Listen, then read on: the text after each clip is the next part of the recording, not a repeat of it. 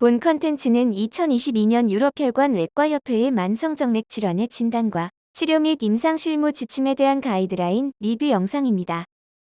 본 리뷰는 여러 연구 결과 및 논문을 토대로 제시된 가이드라인을 통하여 환자에게 정확하고 적합한 치료를 제시하는 데 그 목적이 있습니다. 우리는 끊임없이 연구하는 병원 KCS 하지 정맥류 네트워크입니다.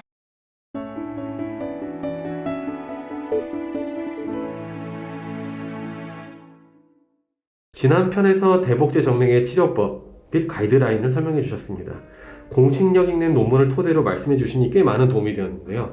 그럼 이번 편에서는 어떤 내용을 설명해 주시나요? 네, 감사합니다. 이번에는 소복제 정맥 치료에 대한 가이드라인을 가지고 설명드릴까 합니다. 소복제 정맥을 치료할 경우에는 대복제 정맥 치료와 달리 매우 조심해야 하는 상황이 있는데요.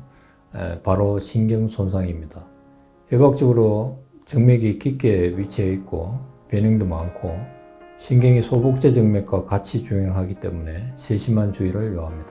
수술과 열치료를 비교했을 때 신경 손상은 28.8%로 열치료의 6.8%보다 훨씬 높았다고 보고되었습니다. 신경에 관한 부분이라면 의사의 숙련도도 상당히 중요하게 느껴지는데요. 수술이라 하시면 스트리핑 같은 건가요?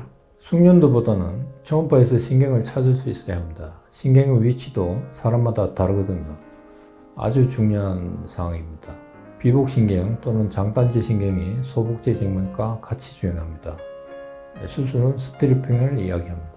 소복제 정맥의 치료에 있어서도 대복제 정맥의 치료와 마찬가지로 첫 번째 선택은 레이저나 고주파와 같은 열치료입니다. 메타 분석을 한 논문에 의하면 폐쇄율에 있어서 레이저가 98.5%, 고주파가 97.1%, 혈관 경화요법 63.6%, 수술이 58%였습니다. 수술의 경우 결과가 의아하실 건데요. 눈으로 보면서 혈관을 묶고 자르고 제거하는데 왜 폐쇄가 안 될까 의문이실 겁니다.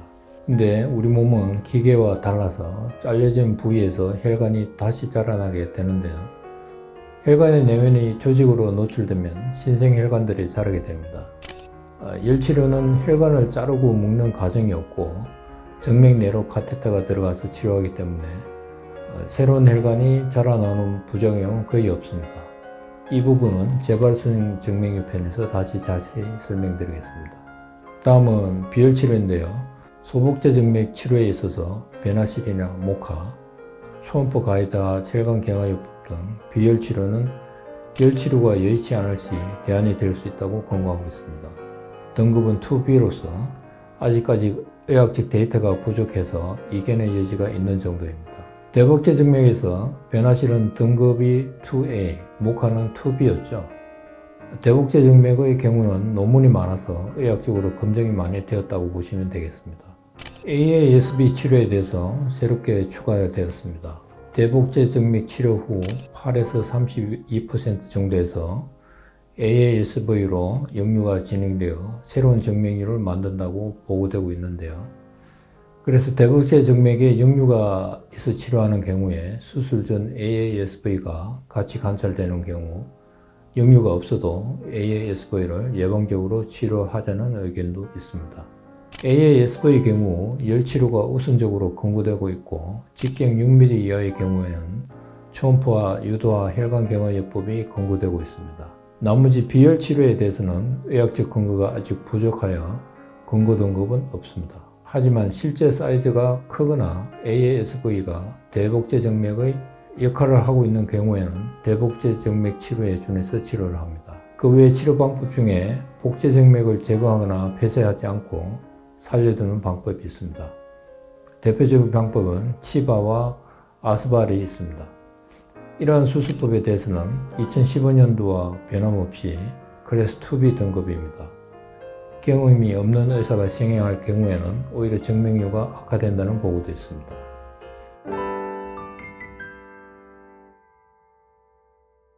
네, 발음이 굉장히 중요한 방법인 것 같은데요. 치바와 아스발 조심해야 될 것 같은데요. 치바와 아스발은 처음 듣는 치료법인데 네, 처음 듣는 치료법인데 어떤 건가요?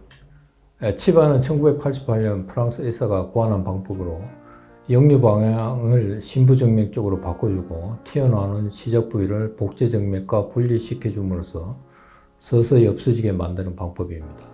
그림을 보면서 설명드리겠습니다. 첫 번째 그림은 대복제정맥에 역류가 있는 상태이고 대개 하지정맥은 이런 형태입니다. 빨간색 하살표가 역류고요. 녹색이 신부정맥으로의 흐름이고 노란색은 정상 혈류 방향입니다. 세 번째 그림은 예전에 생겼던 고위 결찰과 스트리핑이라는 수술 방법입니다. 역류되는 정맥은 모두 제거하는 방법입니다. 두 번째 그림이 치바 수술법인데 역류 시작 부위들 SFJ, IT라는 부분을 묶어서 역류를 막고 신부정맥으로 혈류 방향을 바꿔주는 방법입니다. 첫 번째 그림의 붉은색들이 모두 녹색으로 변했죠. 신부정맥으로 혈류 방향이 바뀐 것입니다.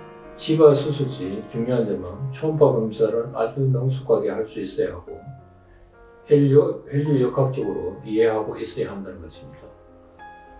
대충 했다가는 오히려 정맥류가 없어지지 않고 악화되거나 재발의 연속입니다. 역류 시작 부위와 신부정맥으로 혈류가 들어가는 부위 정확히 가려내야 정맥 지도를 머릿속에 그려야 하는데 쉽지가 않습니다. 대복제 정맥을 보존하는 목적이 심장수술, 즉 간상동맥 우회수를 할 때 혈관 대용품으로 사용하기 위함인데 요즘은 스텐트로 많이 부분 해결이 되고 있고 수술하더라도 동맥을 주로 이용하기 때문에 정맥의 보존 의무가 많이 없어졌습니다. 아스발은 국소마취와 선택적 최소 정맥류 절제술이라고 할 수 있습니다. 피탈루가라는 의사에 의해서 고안되었고 치바 수술법과 비교가 많이 되는 방법입니다. 하지정맥류는 말초에서 정맥이 튀어나오고 그 뒤에 복제정맥으로 진행한다는 가설에 이론적인 베이스를 두고 있습니다. 기존 개념은 대복제정맥에 역류가 생긴 뒤에 시간이 지나면서 튀어나온다는 하방 가설이었거든요. 그래서 복제정맥의 역류는 튀어나온 혈관으로 인해 생기는 2차적인 문제이므로 튀어나온 정맥만 제거된다면 역류가 생기지 않을 것이라고 주장했습니다. 관련 논문들도 많지 않고 장기 성적이 있기는 한데 주목을 받지는 못하고 있는 상태입니다. 아스발은 환자 선택에 제한이 몇 가지 있는데요. 대복제정맥에 부분적 역류만 있거나 아예 없어야 하고 젊은 사람에게 적용할 수 있습니다. 오로지 튀어나온 부분만 제거하는 방법입니다. 몇 년 전부터 레이저를 이용한 치바, 아스발에 대한 논문도 발표되는데요. 정상과 비정상 정맥의 경계를 수술적으로 끊어주던 것은 이제는 레이저로 표시하는 방법으로 엔도치바, 엔도아스발이라고도 하는데 많은 주목은 받지 못하고 있습니다.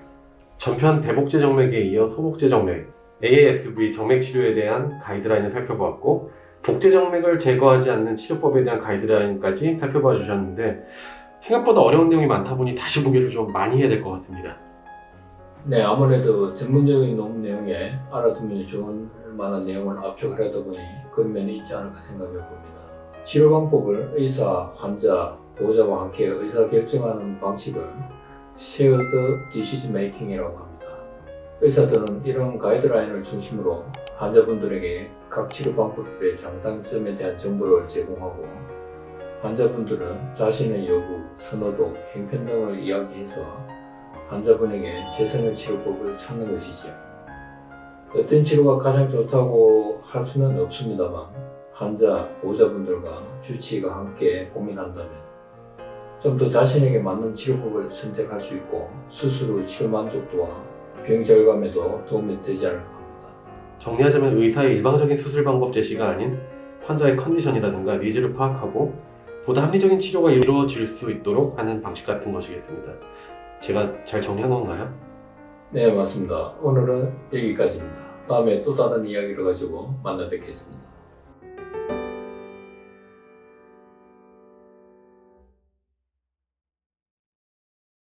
제가 잘 정리한 건가요? 네, 맞습니다. 역시 저처럼 얼굴만 잘생긴 게 아니라 똑똑하시군요.